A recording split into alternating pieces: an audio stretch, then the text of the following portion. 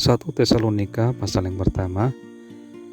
Salam dari Paulus, Silwanus, dan Timotius kepada jemaat orang-orang Tesalonika yang di dalam Allah Bapa dan di dalam Tuhan Yesus Kristus. Kasih karunia dan damai sejahtera menyertai kamu. Ayat kedua, buah pemberitaan Paulus. Kami selalu mengucap syukur kepada Allah karena kamu semua dan menyebut kamu dalam doa kami. Sebab kami selalu mengingat pekerjaan imanmu, usaha kasihmu dan ketekunan pengharapanmu kepada Tuhan kita Yesus Kristus di hadapan Allah dan Bapa kita. Dan kami tahu, hai saudara-saudara yang dikasihi Allah, bahwa Ia telah memilih kamu, sebab Injil yang kami beritakan bukan disampaikan kepada kamu dengan kata-kata saja, tetapi juga dengan kekuatan oleh Roh Kudus dan dengan suatu kepastian yang kokoh. Memang kamu tahu bagaimana kami bekerja di antara kamu oleh karena kamu, dan kamu telah menjadi penurut kami dan penurut Tuhan.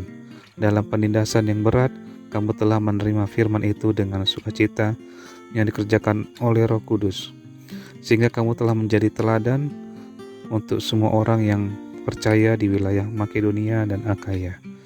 Karena dari antara kamu firman Tuhan bergema bukan hanya di Makedonia dan Akaya saja, tetapi di semua tempat telah tersiar kabar tentang imanmu kepada Allah, sehingga kami tidak usah mengatakan apa-apa tentang hal itu. Sebab mereka sendiri bercerita tentang kami, bagaimana kamu sambut dan bagaimana kamu berbalik dari berhala-berhala kepada Allah untuk melayani Allah yang hidup dan yang benar, dan untuk menantikan kedatangan anaknya dari surga yang telah dibangkitkannya dari antara orang mati, yaitu Yesus, yang menyelamatkan kita dari murka yang akan datang. 1 Tesalonika pasal yang kedua. Pelayanan Paulus di Tesalonika. Kamu sendiri pun memang tahu bahwa saudara-saudara, bahwa kedatangan kami di antara kamu tidaklah sia-sia. Tetapi sungguh pun kami sebelumnya, seperti kamu tahu, telah dianiaya dan dihina di Filipi. Namun dengan pertolongan Allah kita, kami beroleh keberanian untuk memberitakan Injil Allah kepada kamu dalam perjuangan yang berat. Sebab nasihat kami tidak lahir dari kesesatan atau dari maksud yang tidak murni, dan juga tidak disertai tipu daya.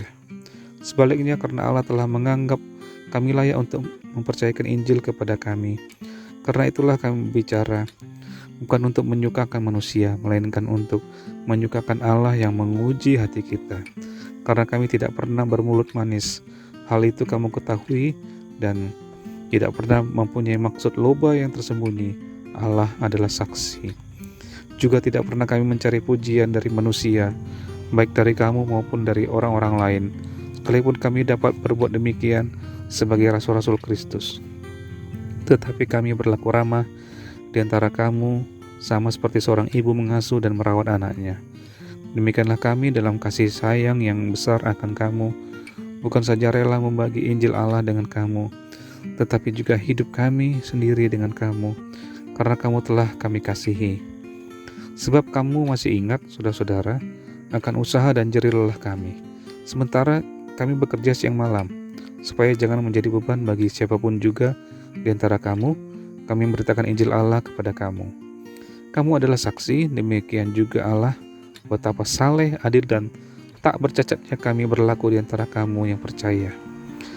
Kamu tahu betapa kami, seperti bapa terhadap anak-anaknya, telah menasihati kamu dan menguatkan hatimu seorang demi seorang, dan meminta kami dengan sangat supaya kamu hidup sesuai dengan kehendak Allah yang memanggil kamu ke dalam kerajaan dan kemuliaannya.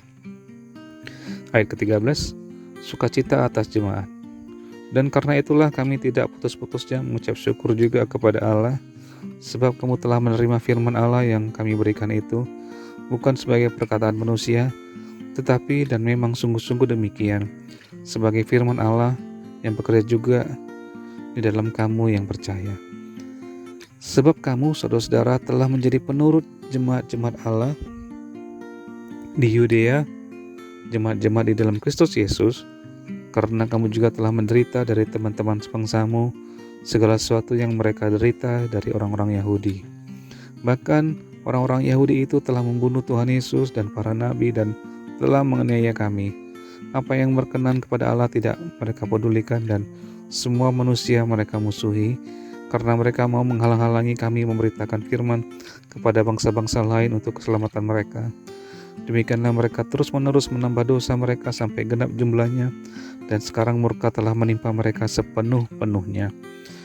Tetapi kami, saudara-saudara yang seketika terpisah dari kamu, jauh di mata tetapi tidak jauh di hati, sungguh-sungguh dengan rindu yang besar, telah berusaha untuk datang menjenguk kamu. Sebab kami telah berniat untuk datang kepada kamu, aku, Paulus, malahan lebih dari sekali, tetapi iblis telah mencegah kami. Sebab siapakah pengharapan kami atau sukacita kami atau mahkota kemegahan kami di hadapan Yesus Tuhan kita pada waktu kedatangannya, kalau bukan kamu? Sungguh kamulah kemuliaan kami dan sukacita kami.